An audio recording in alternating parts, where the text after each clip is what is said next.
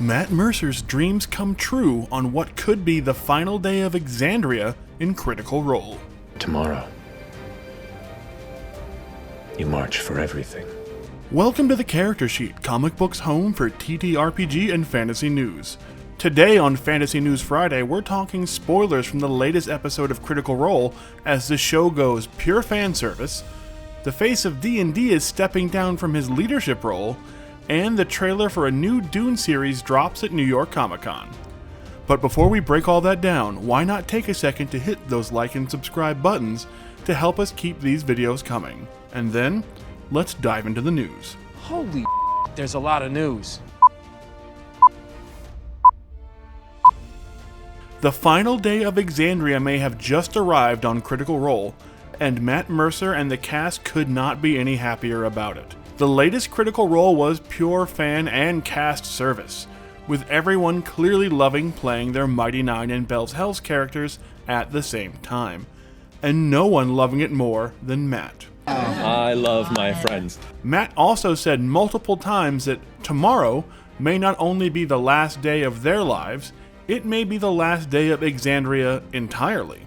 So the march towards some kind of massive cataclysm/Exandria reset is clearly still on. And the cast took that as the green light to knock out those few remaining ships fans have been clamoring for, with slightly mixed results. We did briefly get to see Sam attempt to f*** himself as he threatened he would, before Veth came to her senses and stopped trying to hook up with Breas. I don't know why I'm so attracted to Minotaurs.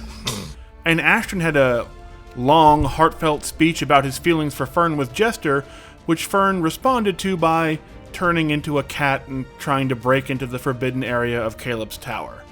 While Ashton did wind up spending the night with Fern, she seemed slightly surprised and just kind of going along with it, so it really seems like the feelings there may not be that mutual, so sorry, Calamore fans.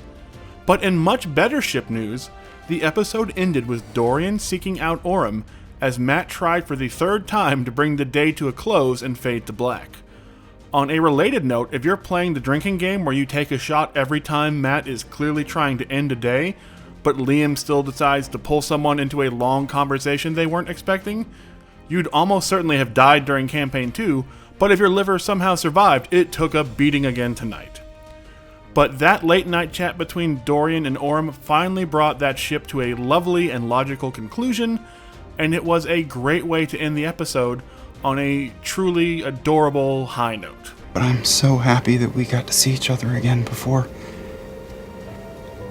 whatever the hell happens tomorrow. We also found out that Jester ruined Breas' life as he was working at the temple she vandalized back in Campaign 2, and is the reason his church excommunicated him and his fiancée left him. And while Sam admitted he had planned on possibly killing Jester in the cooldown, somehow Jester humiliating him even further with some truly horrific sending messages to his ex-fiancée paved the way for peace between them in a way that only Jester could really pull off. I'm here with Breas. He's a shell of a man.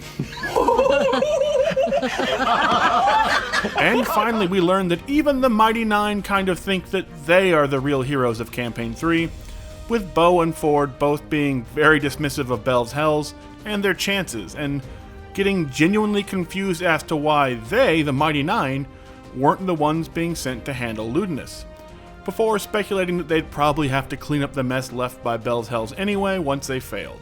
It also just drove home the point that while the Hells seem to be on Team Chase Away the Gods, the Mighty Nein has at least two very pro-God members in Ford the Paladin and Caduceus the Cleric, who are both followers of the Wild Mother, so they may wind up coming to blows if they ever figure out what the Hells are really planning for their final day.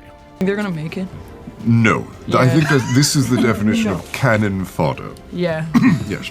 In other Critical Role news, viewership continued to spike as the fans turned out in droves to see the Mighty Nein back, with Beacon getting so overwhelmed by traffic that the stream crashed for a significant period of time under all that stress. Numbers were also up significantly on YouTube and on Twitch, even before they picked up those extra viewers from the Beacon views being forced to switch streams. So it's clear that the fans were just as excited to see the Mighty Nein again as the cast were to play them. And with a potential Vox Machina arc also still in the works as the show enters its final few episodes of Campaign 3, the viewers finally seem to be firmly back on board, although it is unclear if that has to do with Bell's Hells finally having some purpose and direction, or just the return of all their fan favorites from the other 2 seasons. Well, this is gonna be great. Netflix has revealed that Henry Cavill's Geralt wasn't the only big role recast for Season 4 of The Witcher. While we all knew that Liam Hemsworth was taking over the role of the White Wolf in the new season of The Witcher, it turns out he has more company than we thought.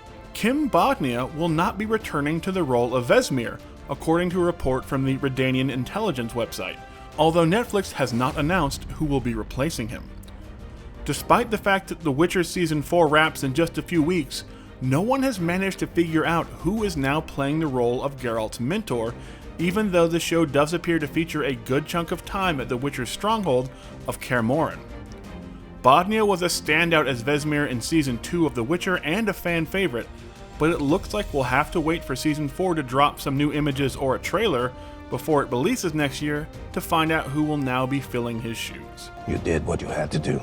Chris Perkins, the man most associated with D&D's 5th edition, from his many appearances promoting the books he helped design and create in various videos, to his hundreds of appearances as the Dungeon Master for Penny Arcade, The Stream of Eyes, and various other actual plays, has revealed that the 2024 Dungeon Master's Guide will be his final project as the product lead for D&D. Perkins said that he knew his decision to step back would be coming in an email to Polygon, so he tried to, quote, stuff as much of my DM brain into that book as would fit.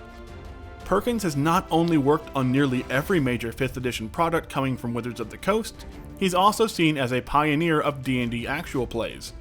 And many people, including us, credit his work in shows like Penny Arcade for pushing the popularity of 5th edition to unprecedented heights. It is unclear if Perkins will be sticking around Wizards of the Coast and D&D in a different role, or if he may be leaving the company entirely.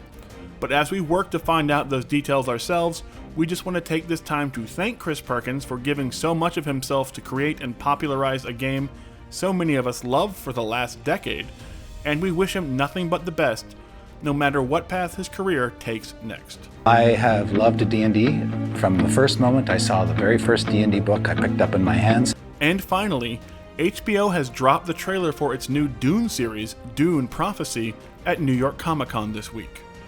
The new series, which is set 10,000 years before the events that saw Paul Atreides become Muad'Dib, focuses on the story of sisters from the House of Harkonnen, and the creation of the sect that becomes the Bene Gesserit.